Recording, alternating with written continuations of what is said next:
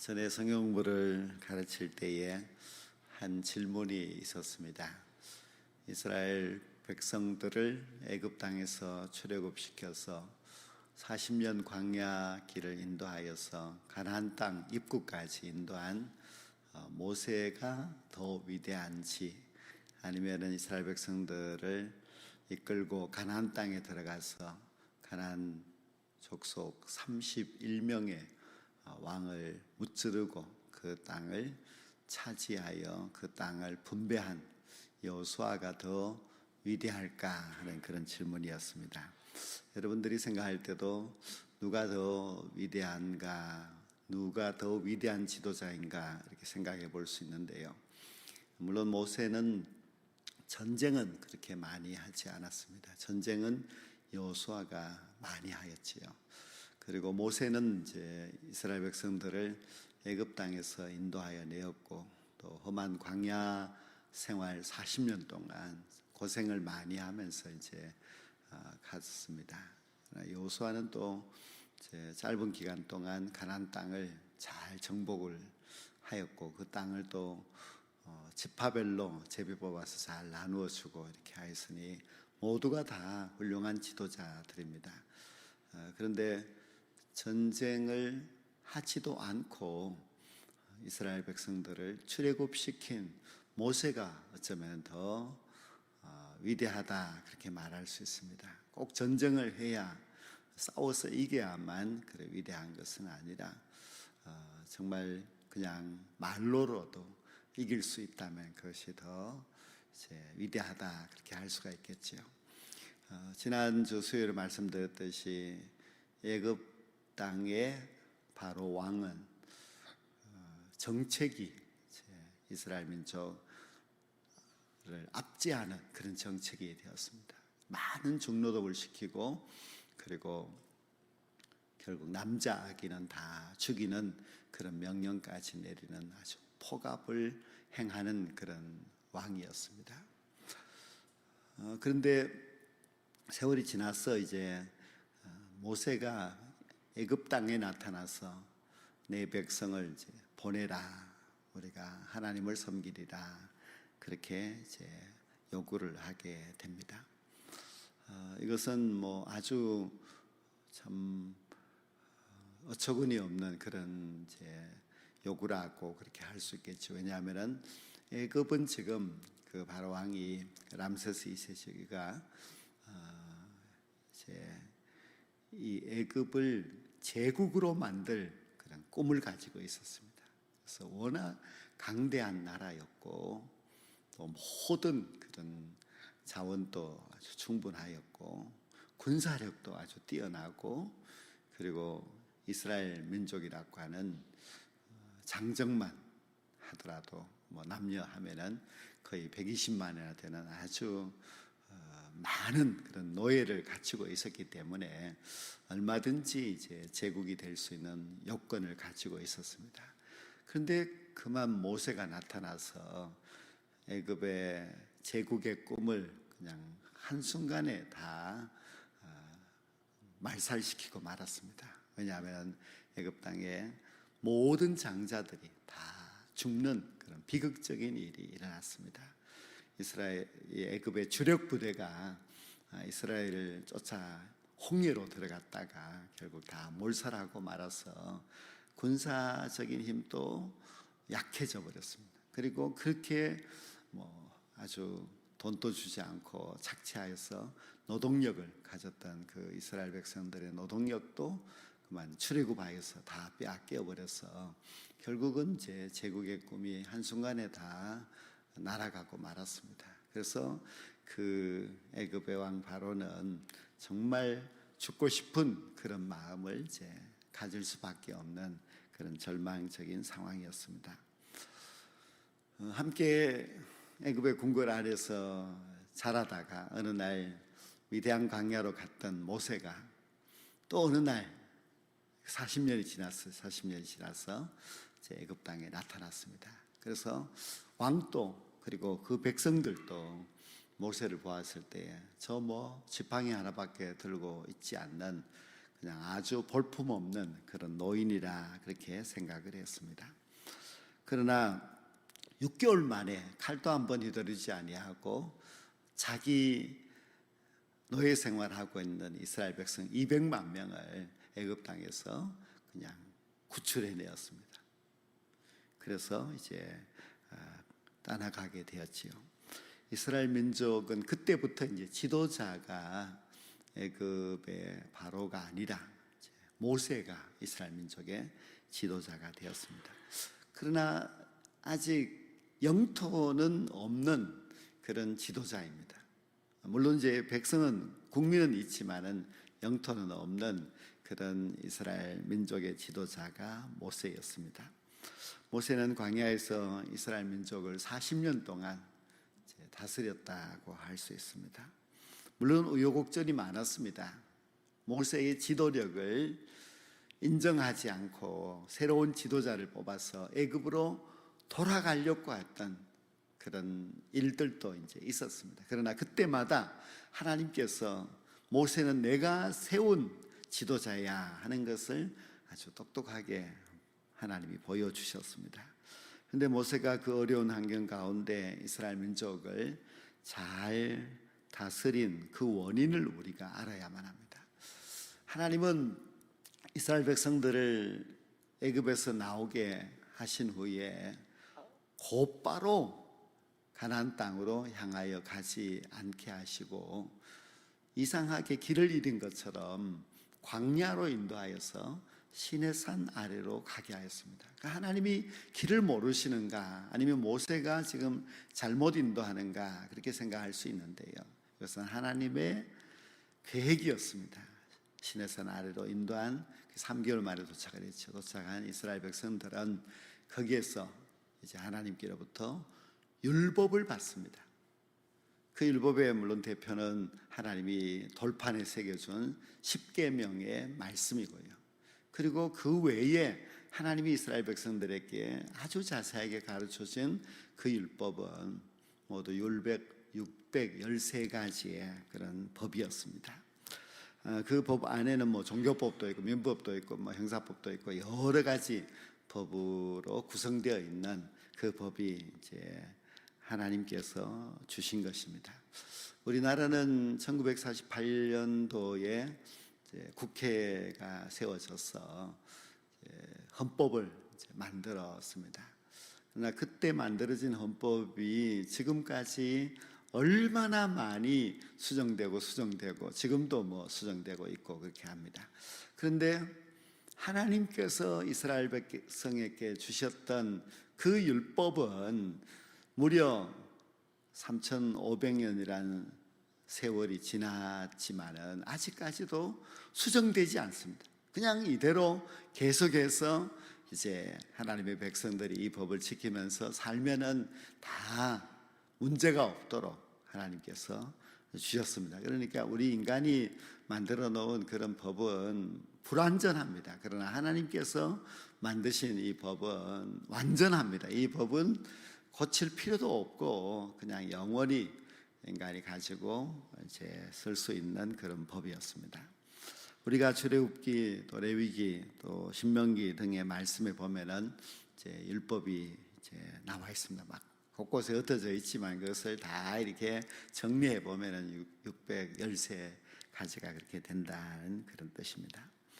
근데 하나님께서 만드신 그 법을 이제 지키면 어떻게 되는가 하는 것에 대한 아주 요약된 말씀이 오늘 이 본문 말씀의 내용입니다. 그래서 너희가 내 규례와 계명을 준행하면이라고 이제 13절에 시작하면서 어떤 복을 주시는가 하면은 철을 따라서 비를 내려 과일과 곡식 풍성하게 또 배불리 먹게 해주겠다 하는 그런 약속과 또 평화를 주겠다는 것입니다. 하나님의 명령과 규례를 잘 지키면은 뭐 사나운 짐승이나 적의 공격 이런 것도 다 걱정할 필요 없이 살게 되리라. 또 전쟁에서 승리도 주신다고 했습니다. 그래서 이스라엘 백성들 5명이 100명을 쫓을 수 있고 또 100명의 이스라엘 군대만 있으면은 적의 10,000명의 군대도 이길 수 있다. 이렇게 했습니다. 이거 뭐 군사력이 뛰어나거나 무술이 뛰어나는 용사이기 때문에 그런 것이 아니라 조건이 하나님의 법을 지키면은 하나님께서 이렇게 된다고 하셨습니다. 그래서 이 내용들을 가만히 보면은 야, 하나님의 법을 지키면은 평화로운 나라가 될 수 있다. 하나님의 법을 지키는 그 백성들은 아무런 걱정이 없이 살 수 있겠구나 하는 것을 잘 알 수가 있습니다. 근데 법이 아무리 좋아도 그 법을 사람들이 지키느냐 지키지 않느냐, 이것이 참 중요한 문제입니다. 뭐 법은 너무나 멋지지만, 하나님이 주신 법이 좋지만은 그 백성들이 그 법을 지키지 않는다면은 그 법의 효과가 나타나지 않겠지요. 그래서 이제 모세의 사명이 그 법을 이스라엘 백성들로 하여금 지키게 하는 일이었습니다.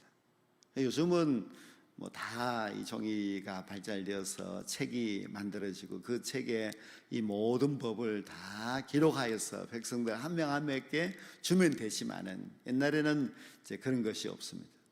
뭐 종이도 없고, 그렇다고 그것을 다 돌에 기록할 수도 없고, 또 이스라엘 백성들은 이제 옮겨 다녀야 하니까요.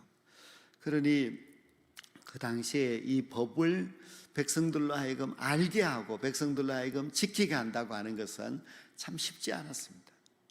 뭐 법을 잘 아는 법관이 있는 것도 아니고, 또 모든 법을 지키도록 그것을 실제로 준행하는 그런 뭐 경찰이 있거나 그런 것도 아니었기 때문입니다. 그 사람의 기억력이라고 하는 것도 한계가 있습니다. 뭐 이 많은 법을 이스라엘 백성들에게 한 번 가르쳐 주었다 하더라도 금방 또 잊어버리겠지요. 그런데 그때 지도자 모세는 40년 동안 이제 이스라엘 백성들에게 율법을 가르치기 시작합니다. 모세라는 지도자는 40년 동안 그저 아침에 일어나면은 백성들을 모아놓고 하나님의 법을 계속해서 가르쳤습니다. 세월이 지나서 출애굽 1세대들은 다 광야에서 죽었습니다. 2세대, 즉 출애굽할 때 20세 이하였던 출애굽 2세대들이 열심히 배웠습니다. 모세를 통하여서 모세가 이제 교수가 되고 모든 백성들은 학생이 되어서 하나님의 율법을 아주 체계적으로 또 아주 쉽게 그렇게 차근차근 가르쳤습니다. 뭐 광야에서 농사를 짓는 것도 아니고 하니까 그저 모여서 열심히 배웠습니다. 생각해 보면은 지금부터 3,500년 전에 어느 민족도 그런 민족이 없습니다. 이스라엘 민족이 세계에서 가장 똑똑한 그런 민족이 되었습니다. 우리나라만 보더라도 우리나라에 3,500년 전에 무슨 글이 있습니까? 무슨 법이 있습니까? 또 무슨 그런 체계적인 그런 질서가 있습니까? 나라도 제대로 이제 되지 않을 때였지요. 그러나 우리가 이 모세오경 말씀을 읽어보면은, 야, 하나님은 어떻게 이렇게 기막힌 법을, 또 어떻게 이렇게 인간의 형편과 마음을 잘 알고 이렇게 자세한 법을 만들었을까, 놀랍다는 그런 생각을 저절로 가질 수 있는 그런 멋진 법이었는데요. 그 법을 모세가 계속 가르쳤어요. 그래서 이스라엘 백성들이 가나안 땅에 들어가기 직전까지 모세는 그 백성들을 열심히 가르쳤습니다. 그래서 그 3,500년 당시 그때 당시에 뭐 농사를 짓는 농부들이다, 아니면은 뭐 저 바다에 강에 가서 물고기를 잡는 어부든지, 아니면은 장사를 하는 사람들, 이런 모든 사람들, 모든 이스라엘 백성들이 하나님의 법을 읽을 줄 알고 쓸 줄 알고 또 그것을 다 외워서 간직할 수 있는 그런 민족이었으니 얼마나 똑똑하겠습니까? 그런데 정말 이스라엘 백성들이 얼마나 법을 잘 배워서 그 법을 잘 지켰는지를 증명하는 한 가지 사건이 있습니다. 그것은 이스라엘 백성들이 가나안 땅에 들어가서 첫 번째 성 여리고 성을 점령하였을 때에 여리고 성 안에 있는 그 물건을 훔쳐서 자기의 장막 안에다가 감춰 놓은 한 사람이 있었지요. 그가 아간이라는 사람인데요. 우리는 아간만 다 크게 이제 보입니다. 아간이 어떻게 하나님의 말씀을 불순종하고 그렇게 욕심을 내어서 물건을 훔쳐갈 수 있는가, 그렇게 생각할 수 있는데요. 그러나 이걸 반대로 생각해 보면은 그 60만 명이나 되는 이스라엘의 군대 가운데서 하나님의 법을 어긴 사람은 한 명밖에 없었다는 거예요. 이건 굉장한 일입니다. 만약에 요즘 같은 시대에 군인들을 그 여리고라고 하는 너무나 발달된 기중품들이 너무나 많고 금은 보화가 가득한 그 성에 들어가서 그 성 안에 있는 그런 명품들이나 그런 귀금속들을 보면은 그걸 자기 주머니에 넣지 않고 그냥 지나가는 그런 사람들이 얼마나 되겠습니까? 그러나 한 명만 그 법을 어기고 모두가 그 법을 지켰다고 하는 것은 모세의 교육의 성공이라고 할 수가 있습니다. 100%는 되지 않았지만은 99.9%가 다 법에 대한 순종이 있었다는 것입니다. 그러니 40년 동안 모세가 광야에서 이스라엘 백성들을 교육시킨 그 교육은 성공적인 교육이었다 하는 것을 알 수가 있습니다. 요즘도 우리가 이제 뉴스를 들어보면은 가장 많이 들을 수 있는 그런 뉴스가 이제 법을 어겼다, 누가 잘못했다, 또 고소를 하고요, 수사를 해야 되고 처벌을 해야 되고 막 그런 이야기들로 이제 가득 차 있습니다. 그러니까 다 법에 대한, 법을 어긴 이야기, 법에 대한 이제 집행에 대한 뭐 그런 것들을 가지고 계속 이제 논쟁을 하고 있는 가운데 있고요. 또 그 모든 법을 만들고 하는 것은 이제 국회의원들, 우리가 많은 돈을 들여서 이제 국회의원을 뽑아놓고 국회의원들이 그 법을 잘 만들도록 그렇게 기대하고 이제 바라보고 있습니다. 그런 정말 국회의원들이 그 모든 법을 잘 만들고 또 그 법이 잘 준행된다면은 정말 좋은 나라가 되겠지요. 근데 이스라엘 백성들은 애굽에 있을 때는 그런 공부를 하지 못했습니다. 노예 생활을 하고 있었으니까요. 그러나 그들이 출애굽을 하여서 광야에서 있으면서 그 모든 법을 열심히 공부를 하였습니다. 물론 뭐 노트도 없고 칠판도 없고 뭐 그때 당시에는 마이크 시설이 있어서 모든 사람들이 다 크게 앉아서 들을 수 있는 그런 상황도 아니었지만은 그러나 쉬지 않고 가르쳤던 모세, 그의 가르친 덕분에 이스라엘 백성들은 법을 아는, 그리고 그 법에 순종할 줄 아는 그런 민족이 되어서 가나안 땅에 들어갔습니다. 훗날 이 하나님의 법대로 잘 살았던 한 사람의 아주 중요한 인물이 있습니다. 그가 바로 이제 룻기에 나오는 보아스라는 사람이지요. 전에 말씀드린 내용인데요. 이 보아스는 물론 모세에게 배운 사람은 아닙니다.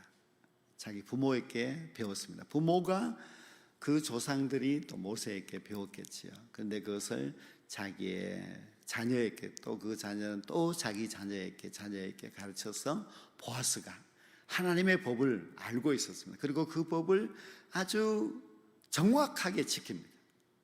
그것은 바로 뭐 희년법, 또 계대결혼법, 그리고 이 기업을 물어주는 법, 이런 법들은 이제 다 하나님의 율법에 있는 내용인데요. 보아스는 그 법을 정확하게 알고 정확하게 지켰다 하는 것이 바로 룻기의 말씀입니다.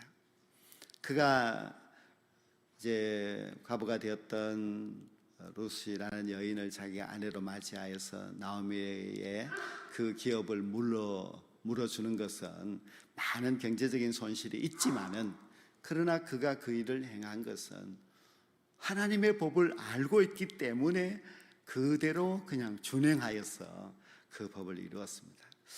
우리가 성경을 이런 내용을 이제 가만히 들여다보면은 성경 말씀대로 살면은 너무나 귀한 복이 있다는 것을 이제 아셔야 하고, 또 하나님의 말씀을 잘 알고 이 말씀을 준행하는 것이 얼마나 큰 축복인가 하는 것도 잘 알 수가 있습니다. 우리는 이 성경이 하나님이 주신 법으로서 여기에 모든 귀중한 보화가 다 담겨져 있고, 모든 우리가 복을 받을 수 있는 그 원리가 다 담겨져 있다는 것을 잘 알고 있으면서도 사실 우리가 이대로 살지 않기 때문에 많은 또 실패와 죄를 범하면서 살아가고 있는 것은 사실입니다.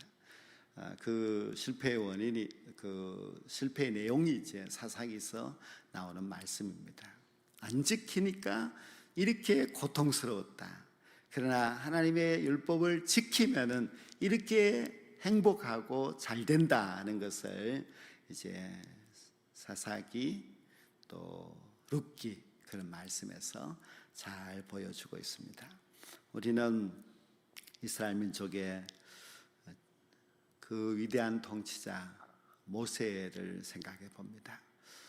모세가 지도자로서 그 백성들에게 한 일은 교육입니다. 그는 아주 하나님의 법을 철저하게 가르쳤습니다.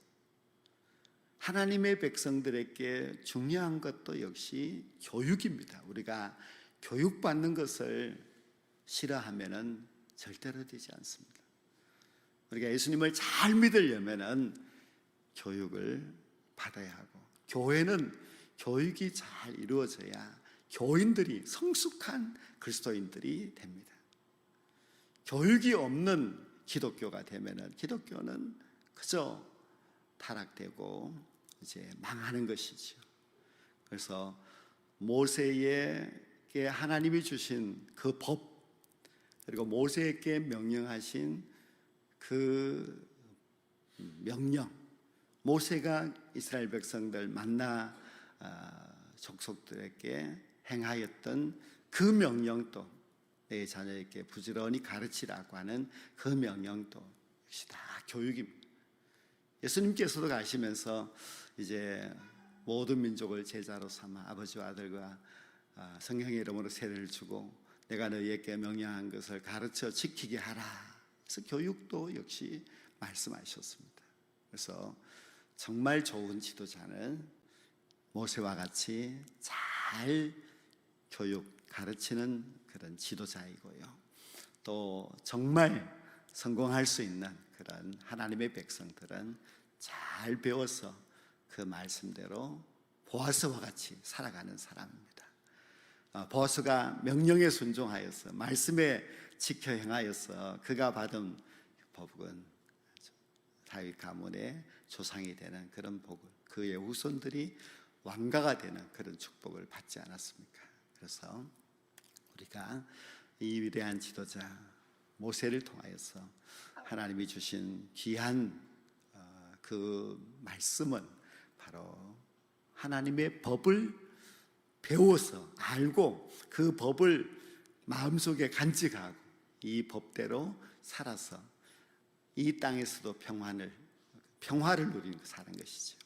모든 걱정과 근심들이 없고 모든 삶에 풍요함이 있는 그런 복을 받으라고 하는 이 말씀 마음속에 간직하고, 이제 우리가 정말 이 말씀을 생명처럼 여기고 이 말씀을 잘 배워 지켜 행하여서 하나님의 기뻐하시는 그런 하나님의 위대한 백성들이 다 될 수 있기를 주의 이름으로 간절히 축원합니다.